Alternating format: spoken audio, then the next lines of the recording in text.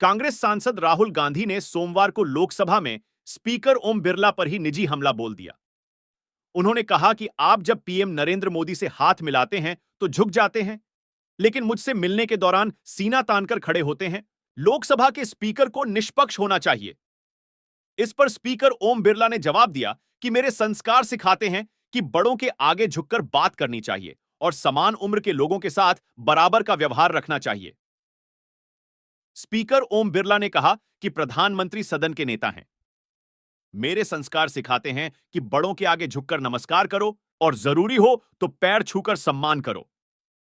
वहीं अपने बराबर के और छोटे लोगों से बराबरी का व्यवहार करो। स्पीकर ओम बिरला के जवाब पर भी राहुल गांधी चुप नहीं हुए और पलटवार कर दिया।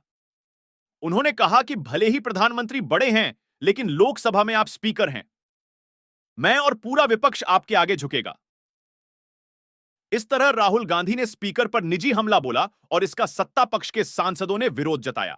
इस दौरान राहुल गांधी ने रक्षा मंत्री राजनाथ सिंह और सड़क परिवहन मंत्री नितिन गडकरी को भी निशाने पर लिया। राहुल गांधी ने कहा कि सुबह राजनाथ सिंह जी मिले थे और उन्होंने मुस्कुराकर मेरा हालचाल लिया। अब जब सदन में बैठे हैं तो गंभीर हैं। ऐसा इसलिए कि नरेंद्र मोदी के आगे मुझसे बात करने से डरते हैं। ऐसा ही हाल नितिन गडकरी जी का भी है। राहुल गांधी ने कहा कि ये लोग पूरे देश में डर फैलाते हैं और पार्टी के अंदर भी इन्होंने डर कायम कर रखा है। गौरतलब है कि राहुल गांधी ने आज भगवान शिव की तस्वीर दिखाई और कहा कि हमने उनसे सीखते हुए विपक्ष की लड़ाई लड़ी है। यही नहीं, इस दौरान भगवान शिव की अभय मुद्रा का जिक्र करते हुए कहा कि वह हमें अहिंसा सिखाते हैं, लेकिन खुद को हिंदू कहने वाले लोग पूरे दिन हिंसा हिंसा करते हैं। उनके इस बयान पर लोकसभा में हंगामा बरप गया। खुद पीएम नरेंद्र मोदी सीट पर खड़े हुए और कहा कि किसी समाज को हिंसक कहना सही नहीं है। इसके अलावा होम मिनिस्टर अमित शाह ने मांग की कि राहुल गांधी को पूरे देश से माफी मांगनी चाहिए।